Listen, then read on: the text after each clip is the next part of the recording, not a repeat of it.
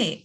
Good afternoon, everyone. Again, my name is Zeinab Haidous, and I am an English learner consultant. It's so good to see some of you here. Some of you were at our other session last week as well. So thank you for coming back. And Kalyn is my wonderful colleague, who's also an English learner consultant, and she is going to be facilitating today's session with me today. All right, so to begin, we wanted to give a little bit of an overview for all of you about who is an English learner. And a lot of times there's different terminology that is used. We've heard multilingual learners, which is MLLs, or English language learners, ELL or ESL for English as a second language. But the state of Michigan has used now for a period of time the term English learner. So we will go with that for today. And an English learner is really a student who speaks a language other than English, or that has another language that is spoken at their home. And to determine if a student qualifies for services as an English learner, the district must have a home language survey on their enrollment form that is going to ask those questions, which we will see at the next slide. And then if the student is determined to be a potential English learner, then the school will go ahead and administer the Wida screener to determine if they qualify for EL service. So in Michigan, these two questions must be on the home language survey, exactly as they are phrased here. So the first question is your child's native tongue a language other than English? And then the second question is the primary language used in your child's home or environment a language other than English? Districts can also add additional questions such as like which language they use, so that the school knows the different types of languages that are in their district. But these two questions must be there. And then if the answer to either of these questions is yes, then the student must be screened using the Wida screener to determine their English language proficiency level based on 4 different domains that are the listening, speaking, the reading, and the writing.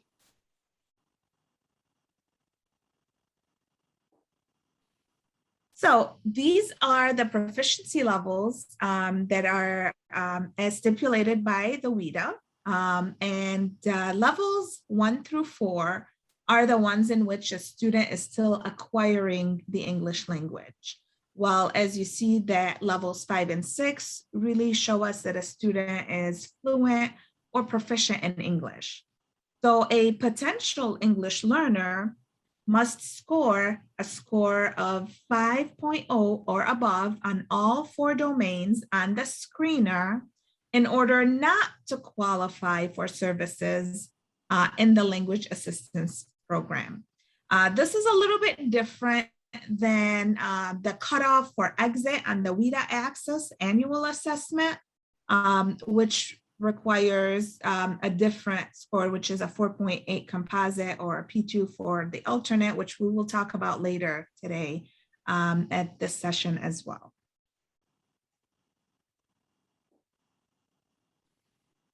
So what you see on this slide is we wanted to give you a little bit of, we wanted to let you experience a little bit of what the students can do at each of those levels that we just shared with you.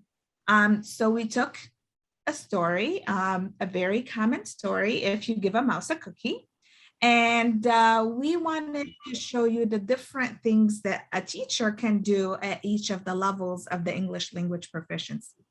So as you see here for levels 1 and 2, which are the entering or emerging levels, you can ask the students to point to different illustrations, like show me the mouse or where is the cookie.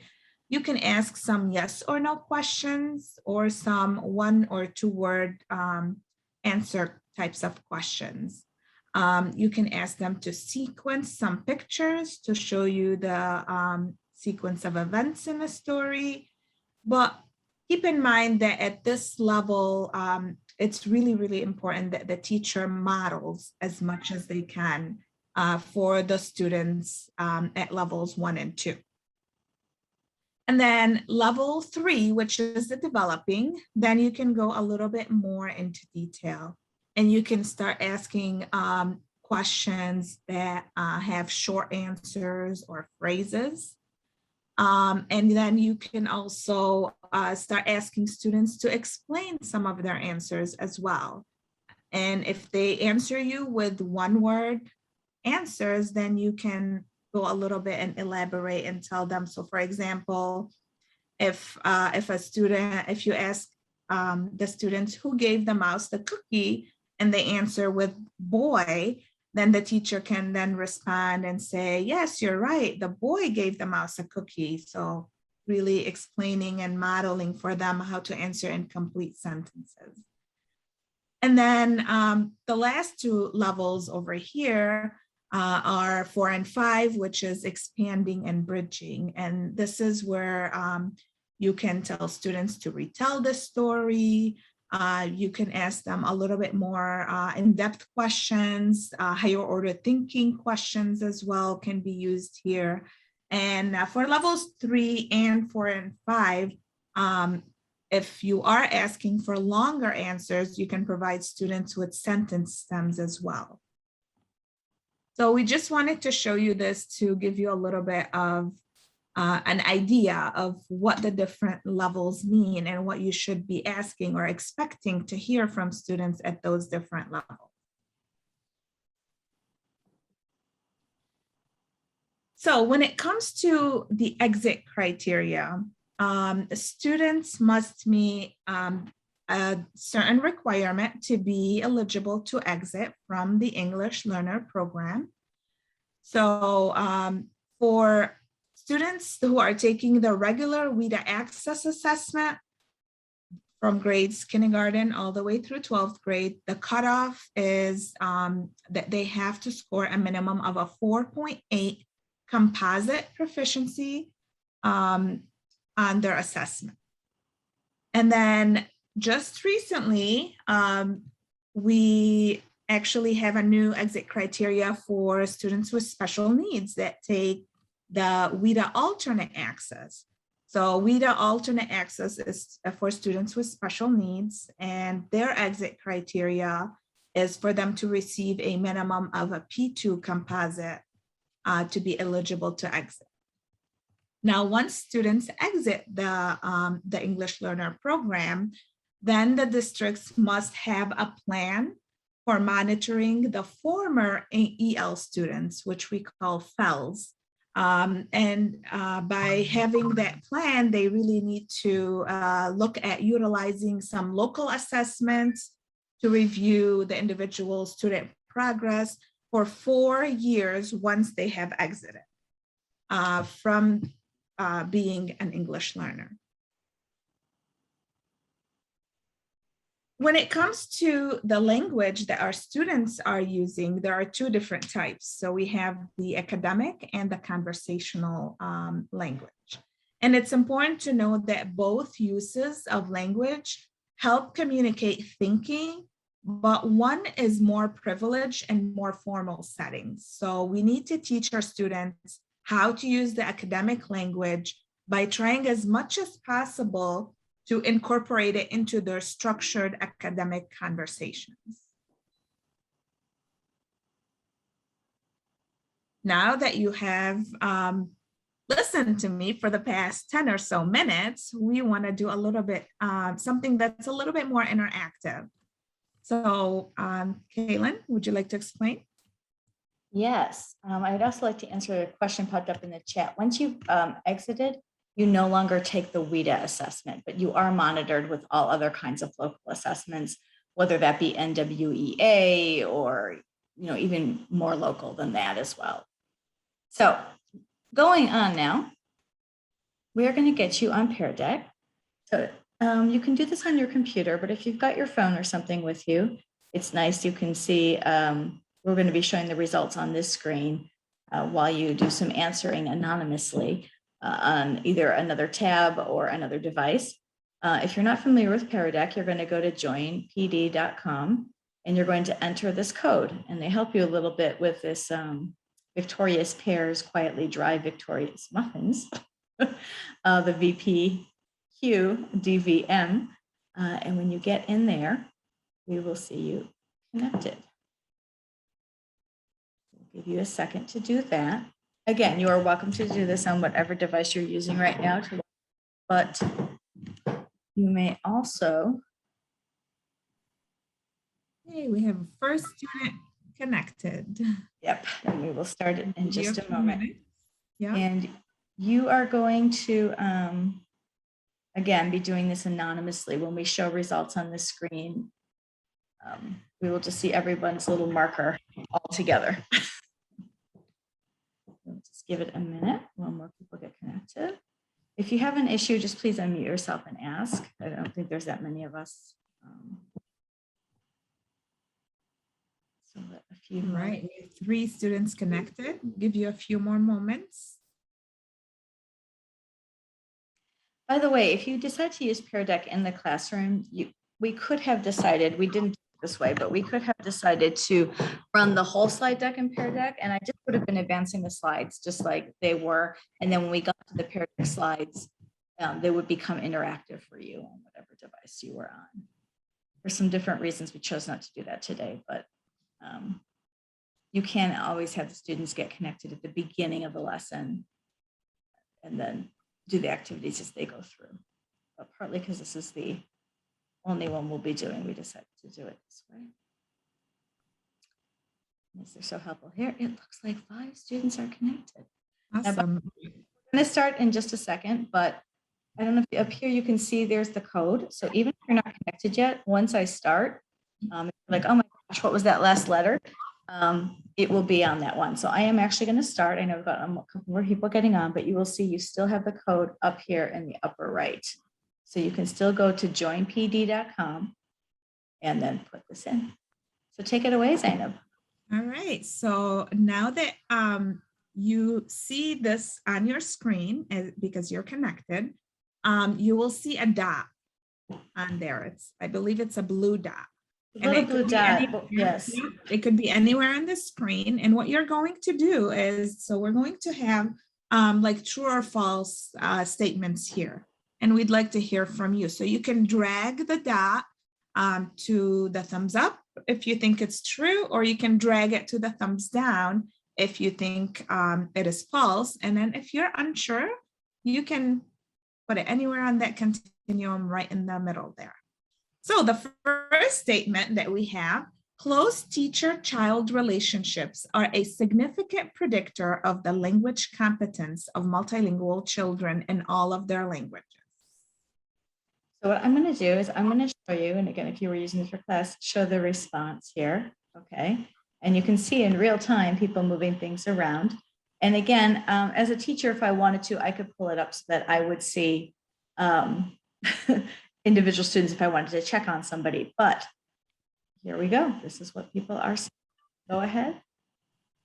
All right, so as you can see, we have 6 of 6 responses. So everybody who had logged on there submitted their answer, and you guys are correct. It is true. It's very important to develop that strong relationship between the teacher and the students, because it really gives them that confidence and to be able to develop the second language in their school and in their home life as well. But all the right. question doesn't say, sorry, let me shut off my phone. The question doesn't say confidence, it's competence. That's a totally different question. Mm-hmm. Their competence is not a reflection of their relationship with their teacher. Yes, it's their confidence in learning the new language. But it is to be able to be competent in it. They do actually, I mean, I can cite you the study later, but what they found was more than anything else, even if their teacher does not speak their language, their relationship had much more to do with building proficiency, both in their native language, which the teacher often did not speak, and in English. That was a bigger predictor than many other factors. I'd be happy to send that along to you if you'd like to see it. Just showing about how important relationship building is. Oh, you had said confidence and I read competence, and that's just really interesting. Yes. I was the one who didn't say yes. Okay, no, got you.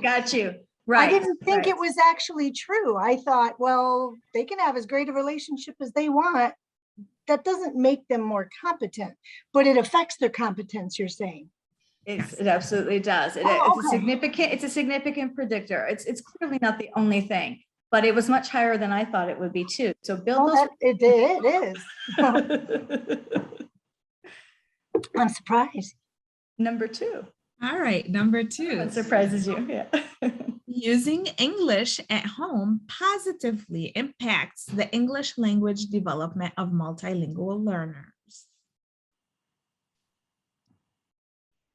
I'm deliberately not doing the show responses yet. I know. This one's the most interesting one to me.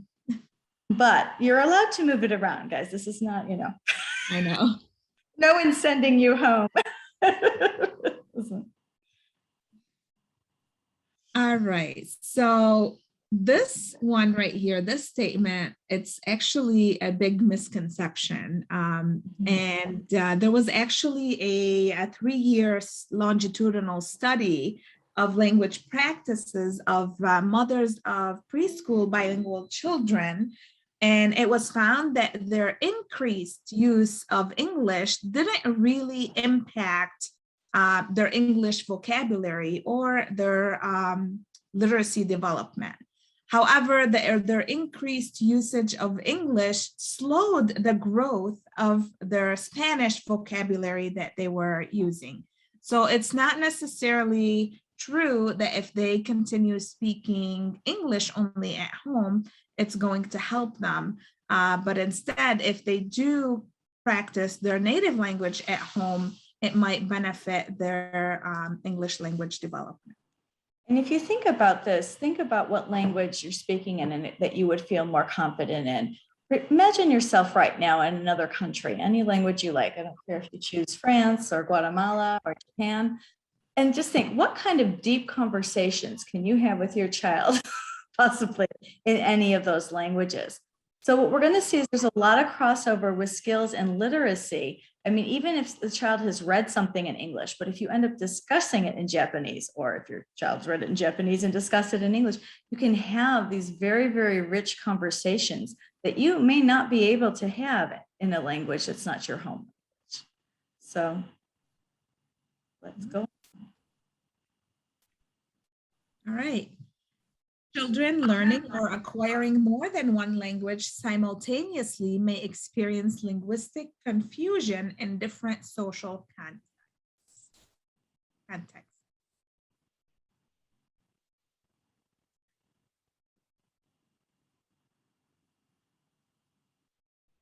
Take your time, be brave. Here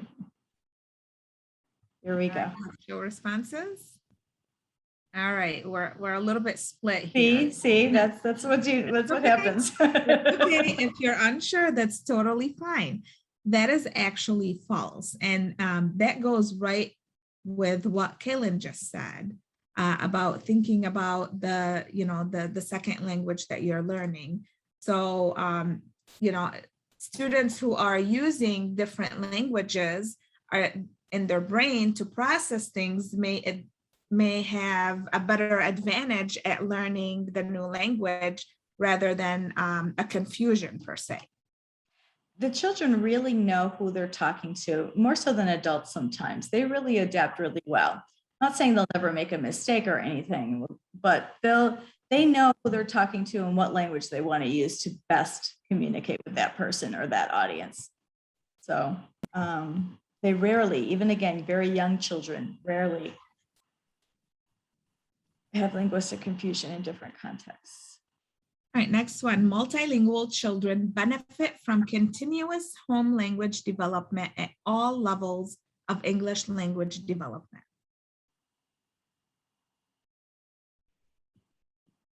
Okay, here we go. All right, and that is absolutely true. It's important for students to really know the value of their home language, and that having that bilingualism will really help them throughout them learning the second language as well. And for me, this one was interesting, even with all of my story, the fact that it's at all levels of English language development, because often we start to think that, oh, wow, they're a level 5, they're a 6, they're about ready to test out. It still benefits both languages in use there. All right. Social English proficiency equates with academic English proficiency. I already see heads shaking. Too bad I can't see the people right now. I'll look at your dots. All right. This one is false. Yes. And this one really goes back. It reminds me of college days when we were learning about Bix and Culp. And Bix takes 1 to 3 years to be developed, while Culp is 5 to 7 years. All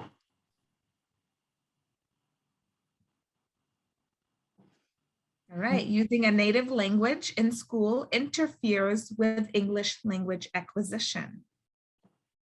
This is the last one. There we go.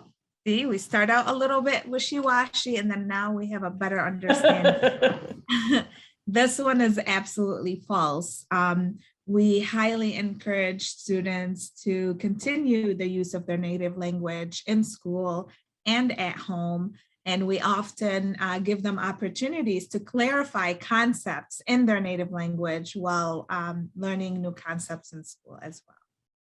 All right, you guys did so good. Awesome. Yes. I'm going to hand it over to Kalyn. So want to get into this. Thank you for that activity, Zeinab. Really want to talk to you about asset-based thinking, which you could probably tell by the way that Pear Deck was going.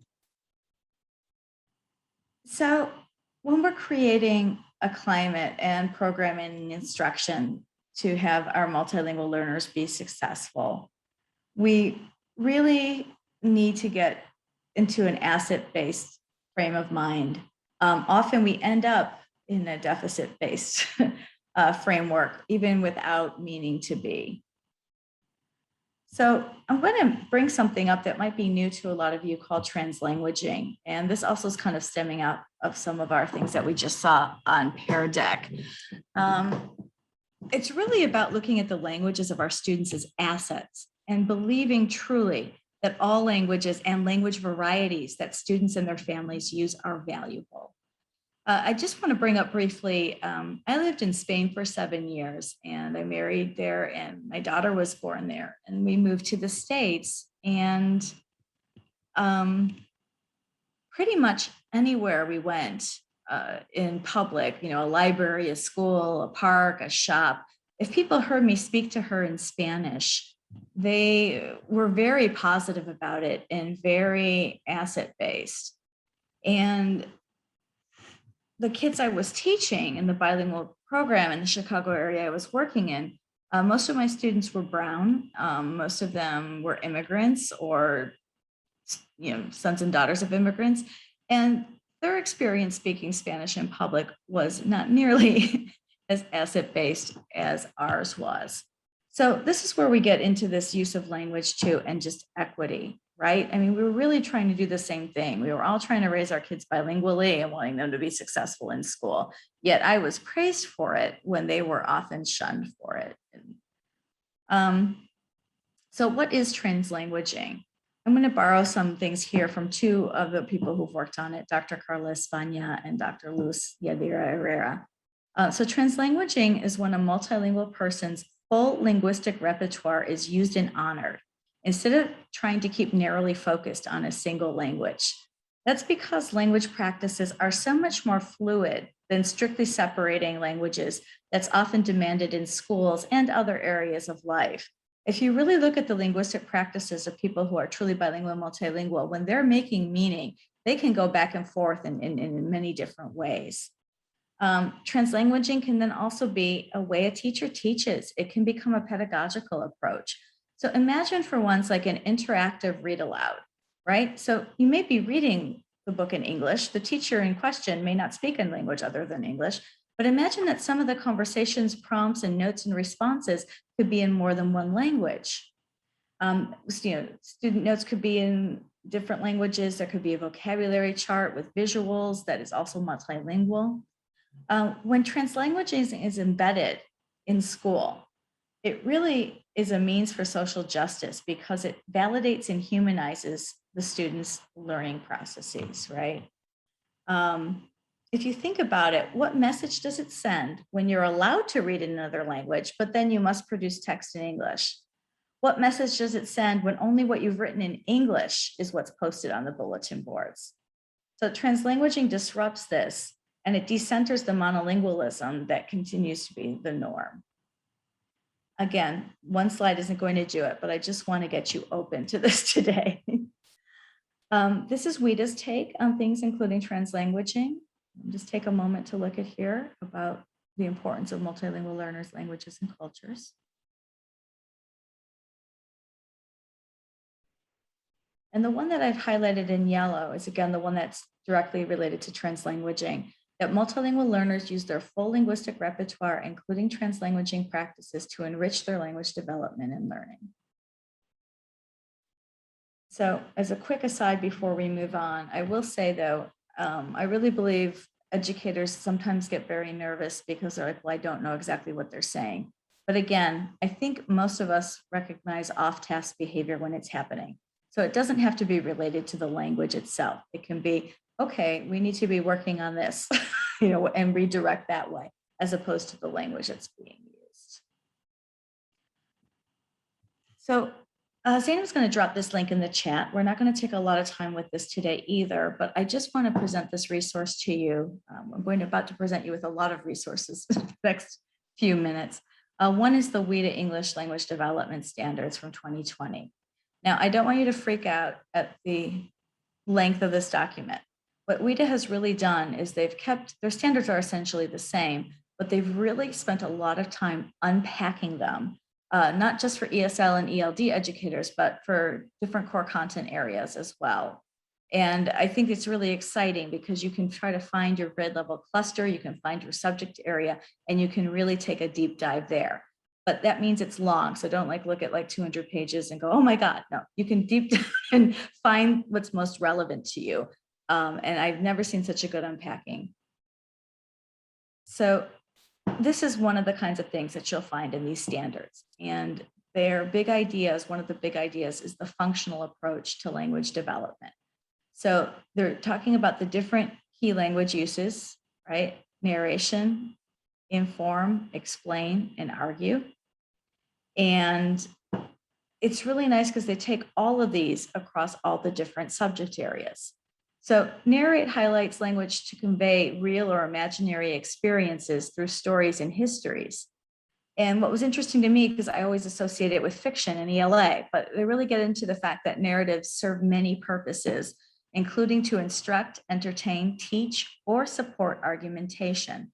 And that got me thinking, because the example I wanted to present to you about Claudia a little while ago, because even though that's an anecdote, it's kind of fitting in to what studies already show about, sociological differences in how we react to different people using language.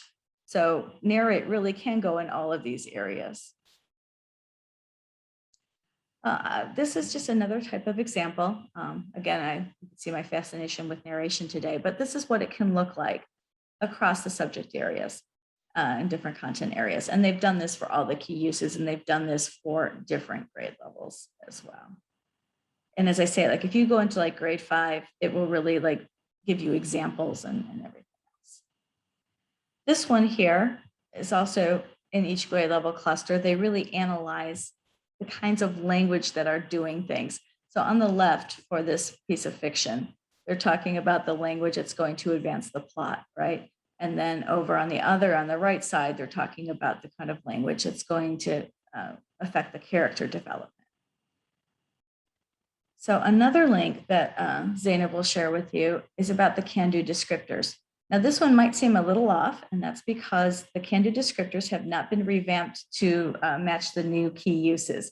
So they used to have one recount, which is sort of now divided between narrate and explain, at different English language proficiency levels. So what you're looking at right here is reading and writing, and second and third grade, and recounting and what that could look like at levels 1, 2, 3, 4, 5, and 6, remembering that 5 and 6 are essentially fluent. So again, this is the very asset-based nature of Wida. So by the end of each level, the descriptor shows what the English learner can do. And you can also use the next level as what they can do as well with scaffolding and support.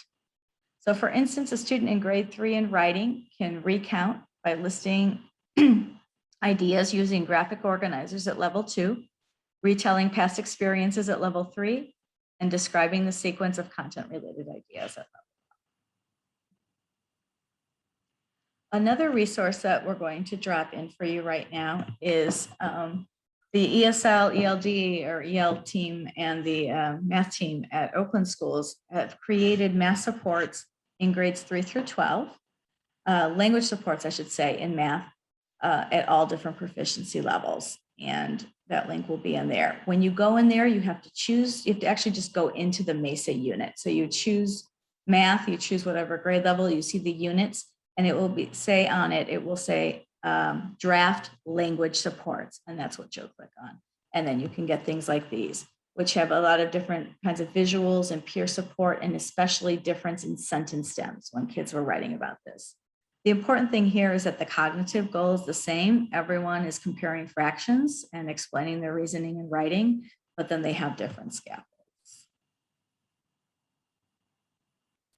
So SIOP, another big idea of Wida is that the integration of language and content is critical in the planning and delivery of instruction. So I'm going to plug us too. We do awful folk training in SIOP and SIOP implementation cohorts and all sorts of great stuff. Next one coming up is November, I believe.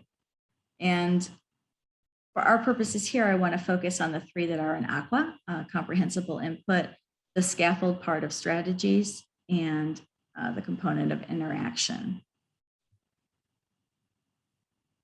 So to do that, we're dropping you yet another resource. I'm hoping you won't be too overwhelmed today.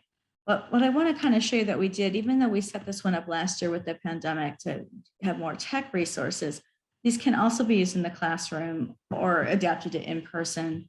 And we've divided it by SIOP strategy. So when you have comprehensible input, things need to be in a language or in a way a child can understand, right? So we have lots of different things here, like this one happens to be showing how to do auto-translate captions on YouTube.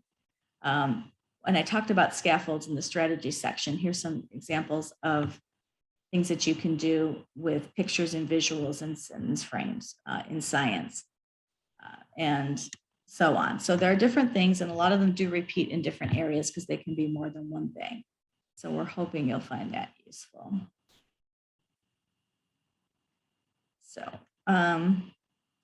let me sort of back up a little bit. So I guess for the scaffolding, besides what you can find there, I want to point out again the Wida can-dos, the language supports for math that we just saw, if you give a mouse a cookie that Zeinab brought up to kind of give you an idea of what scaffolding can look like at each level.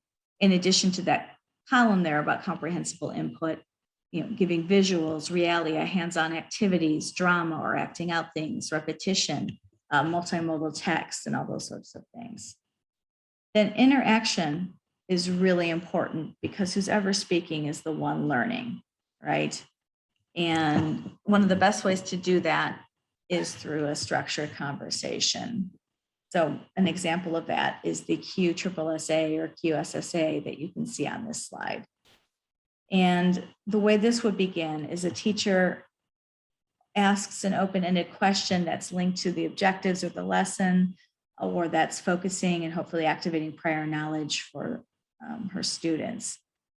Then when you discuss your answers, I want you to respond in this format. So you're giving a STEM or STEMs.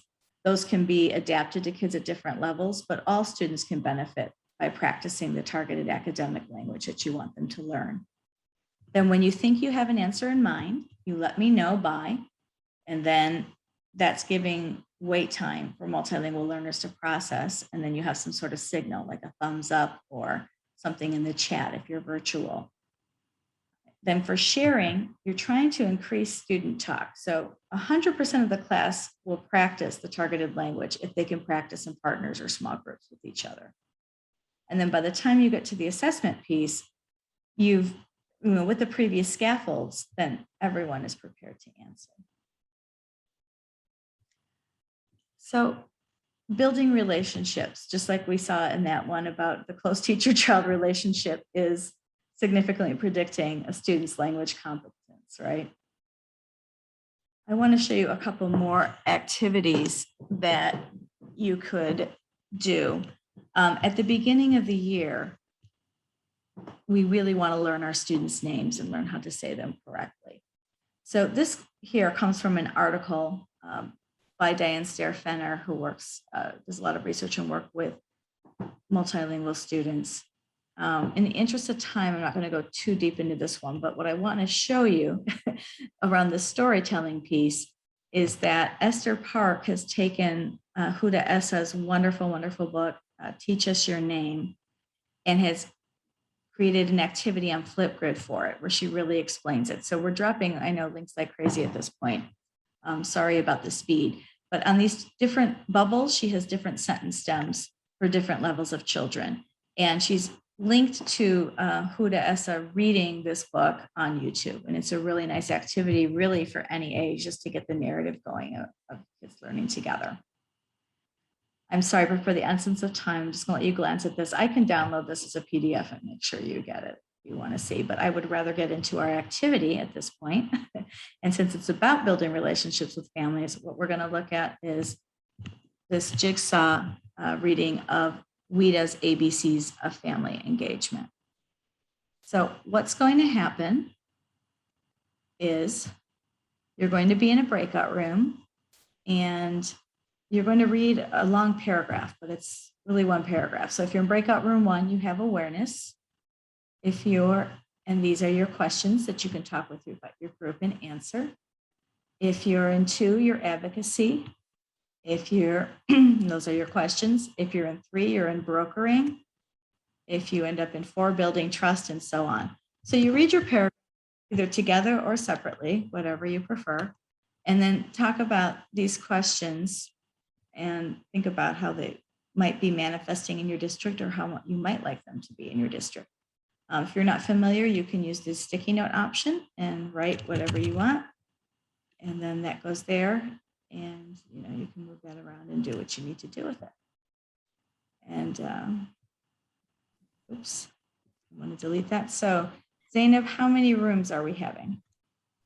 I'm gonna do 4 rooms and you'll have 2 or 3 people in your room. Awesome. So go ahead and you will share out when you come back. Sure. Are we giving them how long? 10, 15, 12? Let's go for like 12 or 13. So we have time to share out a little bit. All right, I'm gonna do 12 minutes so that we can have some time to share. Thank you so much. And I'm sorry about the rush, everybody.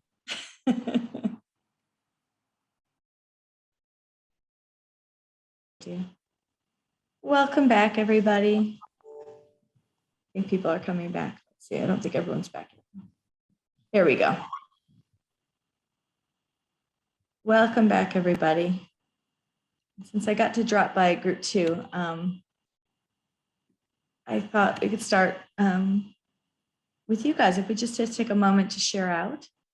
And what group 2 did, I should share, was advocacy. Does anyone from group 2 want to address what you guys were thinking or how your conversation went or anything like that? I can do that. It's Sure. Post-it notes though. What we were basically saying is the main gist of it was having resources available to the staff and parents, especially in like an IEP situation, if you needed a translator, how to get resources if your district didn't provide one.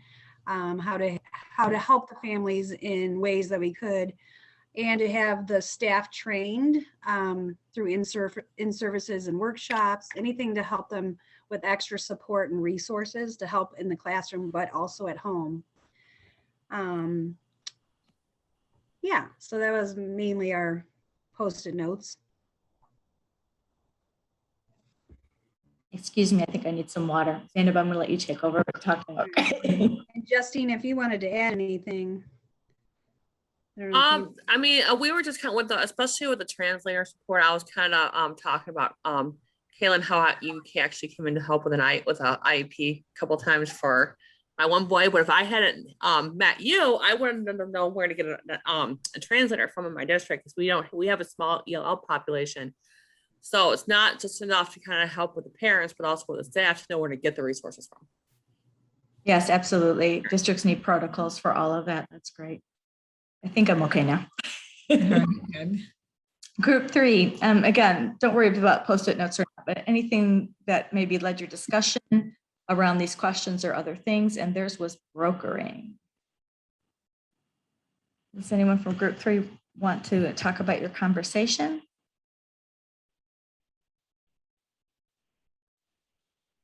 Think about that and we'll come back.